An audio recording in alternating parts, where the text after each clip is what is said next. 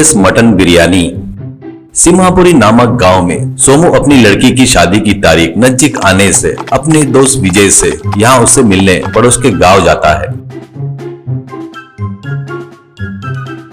अब विजय को देखकर सोमू, विजय, मेरी लड़की की शादी होने के बाद तीसरे दिन देवी माँ की पूजा करने की सोच रहा हूँ। उस दिन तेरे हाथों से मटन बिरयानी, उसमें बोनलेस बिरयानी का स्वाद मेरे सभी रिश्तेदारों को दिखाना है। किसी भी परिस्थिति में तुझे आना होगा। और एक बात बता दूं, आने वाले रास्ते में जंगल पड़ता है। पिछले बार मैं घर वापस आते वक्त एक डाकू मेरे साथ अपना बैलगाड़ी चलाने वाले सुभाष को भी लूट कर गया। वो चेहरे को ढककर आएगा, सावधानी से रहना, और उसको उल्टा जवाब देने का चांस भी नहीं रहता। तो आते वक्त सावधानी से आ, नहीं तो जान को खतरा हो सकता है। ऐसा कहता है विजय। देख यार, तू टेंशन मत ले, बताए ना वो क्या है तो मैं देख लूंगा। बराबर शादी के एक दिन पहले निकलूंगा, 2 दिन वही रहूंगा, तीसरे दिन सभी को मटन बिरयानी का स्वाद चखाऊंगा, ठीक है ना। और हाँ, भूल गया, मेरे पास गाड़ी नहीं है, सुभाष को भेज देना। ऐसा कहता है। सोमू ठीक है करके चला गया।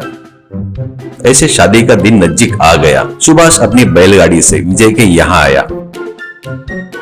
उसके बाद कुछ गठरियों को लेकर बैलगाड़ी में चढ़कर विजय निकलता है। वो लोग जंगल के रास्ते से जा रहे थे। ऐसे जाते वक्त सुभाष विजय को जंगल में चोर के बारे में कहानी जैसा बताते हुए डरा रहा था। ऐसे दोनों रास्ते से जा रहे थे। अचानक सडनली पेड़ के ऊपर से बैलगाड़ी के आगे एक नकाबपोश डाकू कूदता है। बस उसके कूदने से बैल डरकर इधर उधर भाग जाने से बैलगाड़ी में बैठा विजय नीचे गिर जाता है। वो नकाबपोश डाकू आकर चाकू लेकर विजय को धमकाता है। इससे विजय उसके पास के गठरिया दे देता है।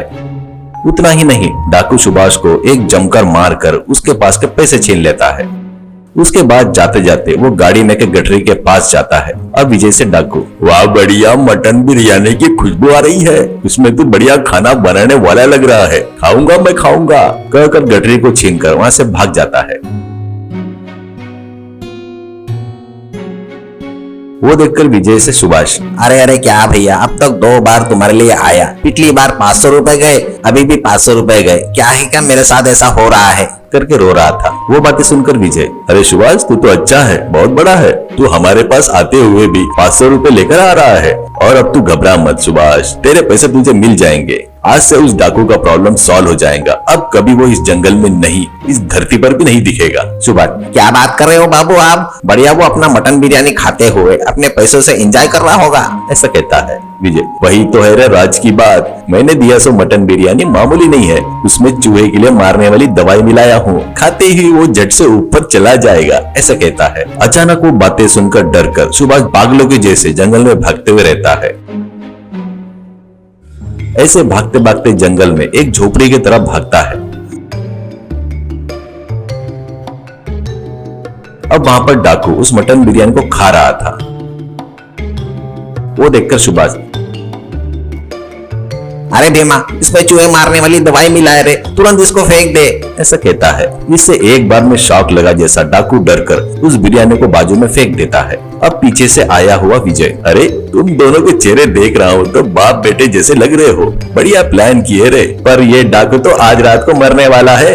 ऐसा कहता है। इससे डरकर सुभाष तुरंत, मेरे बच्चे को बचा लो बाबू, तुमको पुण्य मिलेगा बाबू, बाबू इकलौता लड़का है बाबू, प्लीज बाबू कृपया करके बचाओ बाबू करके रिक्वेस्ट करता है। विजय, देख सुभाष, इस दवाई का तोड़ वो दवाई मेरे दोस्त के घर में है, मुझे और तेरे लड़के को पहले वहां पर पहुंचा, तब इसके तोड़ की दवाई अच्छे से तेरे लड़के को देता हूँ। ऐसा कहता है।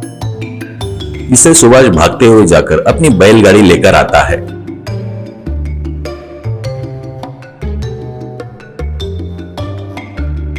इससे इतने में उसके लड़के को पेट दर्द शुरू हो जाता है। उसको गाड़ी पर चढ़ाते हैं। उसके बाद तीनों मिलकर सोमू के घर जाते हैं। ऐसे आने वालों को देखकर सोमू को आश्चर्य होता है। सोमू और शादी में आए हुए सब लोग उनको आश्चर्य से देखते वक्त उनसे विजय सुभाष का लड़का जंगल का डाकू है करके बताता है। इससे वो सब लोग मिलकर उन दोनों को पेड़ से बांध देते हैं। सुभाष, अरे बाबू बाबू, मुझे कुछ भी करो बाबू, इकलौता लड़का है बाबू, उसको दवाई दे दो बाबू, नहीं तो मर जाएगा बाबू प्लीज। ऐसा कहता है। विजय, तू टेंशन मत ले सुभाष, तेरा लड़का मेरा स्पेशल बोनलेस बिरयानी खाया है, बस मैंने एक छोटा सा झूठ बोला, उसके डर से उसको पेट में दर्द शुरू हो गया, उसका फायदा उठाकर मैंने और डराया और यहाँ पर लेके आ गया। ऐसा कहता है। विजय की बुद्धिमानी को देखकर सुभाष को आश्चर्य होता है। वो देखकर वहाँ पर सब लोग विजय की तारीफ करते हैं। उसके बाद सुभाष और भीमा को पुलिस को सौंप देते हैं।